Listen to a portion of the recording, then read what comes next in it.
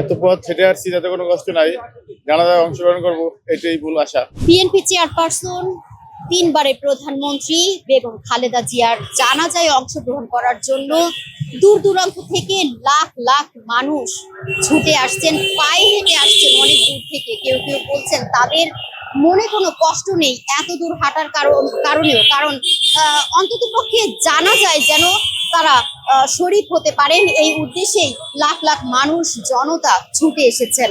চলুন আমরা তাদের কারো কারোর সাথে একটু কথা বলে শুনি, তাদের মনের ভাব কি প্রকাশ করে আমরা একটু জানার চেষ্টা করি।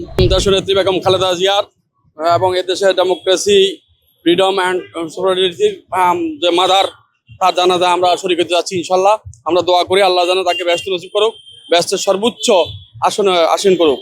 দেশ নেত্রী বেগম খালেদা জিয়া গণতন্ত্রের মা, দেশের মাটির মানুষের মা।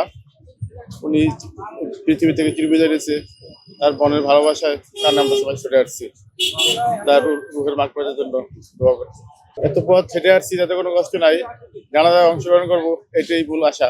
18 কোটি মানুষের হৃদয়ের স্পন্দন দেশ নেত্রী বেগম খালেদা জিয়া গতকাল ভোর 6টার সময় সারা দেশবাসীকে কাঁদিয়ে না ফেরার দেশে চলে গেলেন।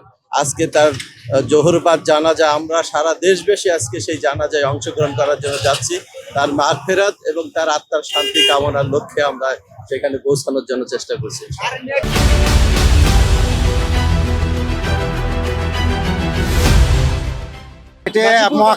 মহাখালী থেকে হেঁটে মামাটি মানুষের নেতা বেগম খালেদা জিয়ার, দেশনেত্রী বেগম খালেদা জিয়ার জানাজায় এসেছি।